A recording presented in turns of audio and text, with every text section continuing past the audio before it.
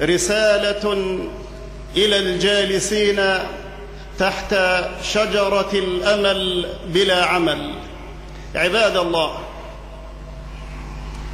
ظاهرة مرضية خطيرة ضربت عامة المجتمعات الإسلامية إلا ما شاء الله، وللأسف لم تضرب هذه الظاهرة ولم تنتشر إلا في المجتمعات الإسلامية، فلا تكاد ترى لها أثراً في البلاد الأجنبية.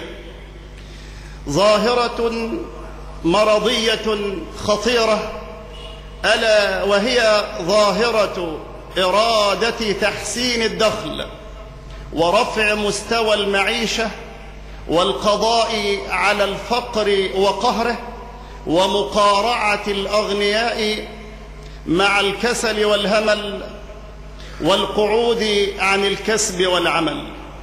ظاهرة مرضية خطيرة ضربت عامة المجتمعات الإسلامية، القعود عن الكسب والعمل مع وجود الكسل والهمل. ومثل الذي يريد تحسين دخله ورفع مستوى معيشته والارتقاء بما يريد أو لما يريد، مثل ذلك كمثل قوم يقذفون الشجر الذكر بالحجر يريدون منه إنزال الثمر، ومثلهم كمثل رجل جلس تحت بطن جمل لا ناقة محاولا إضرار اللبن منه، يحاول إضرار اللبن من الجمل الذكر. وفي الكلمات العامية نقول له جمل يقول احلبوه. فهذا من الفكر الخطأ ومن الاعتقاد السيء أن يريد الإنسان الارتقاء بمستوى معيشته مع إخلاده إلى الأرض وقعوده عن العمل مع كم كبير ومخزون زائد في بدنه لا يحركه في طلب حلال ولا في اكتساب رزق، فأن له الغنى وأن له اليسار، وكيف يقهر الفقر وقد استدعاه بنفسه وقد طلب منه النزول بساحته. عباد الله، إن الله عز وجل وضع أسبابا لتحسين الدخل ورفع مستوى المعيشة. الإسلام وضع أصولا أسبابا يجني الإنسان من ورائها تحسين دخله ورفع مستوى معيشته. الأسباب التي أقامها الإسلام كثيرة، أول هذه الأسباب وثانيها، السبب الأول والثاني طلب الحلال مع ملازمة التوكل على الله عز وجل، أن يطلب الإنسان الحلال، وطلب الحلال فريضة شرعية وضرورة بشرية، ويتوكل في نفس الوقت، يتوكل على ربه لا على سعيه.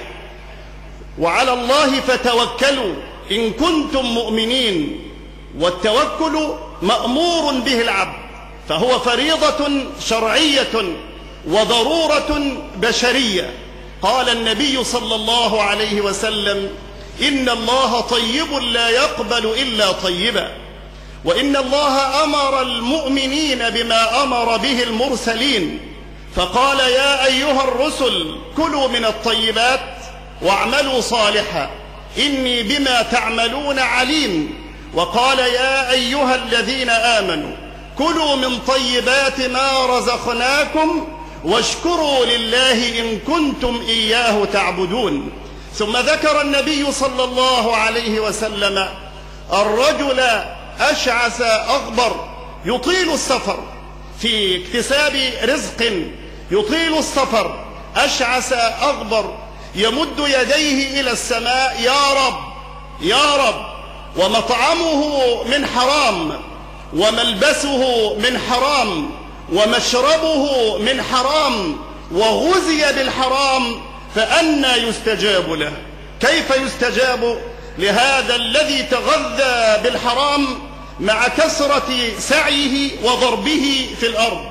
إن طلب الحلال فريضة واجب على كل مسلم مستطيع مقتدر، لأن الله لا يكلف نفسا إلا وسعها، وعلى كل إنسان قادر على الاكتساب أن يسعى في تحصيل رزقه، وألا يقعد عن طلب الرزق ينتظر يدا تمتد إليه بالعطاء أو تبخل، فإن كسبا فيه بعض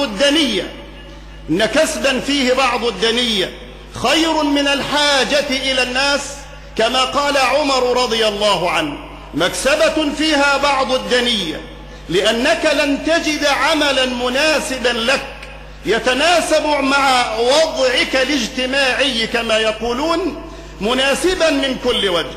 فإذا رمت عملا مناسبا يتناسب مع حجمك في المجتمع ومع مكانتك فيه، فلن تجد إلى ذلك سبيلا، لن تجد هذا العمل. فاكتسب من القوت الحلال وإن كان فيه شيء من الدنية.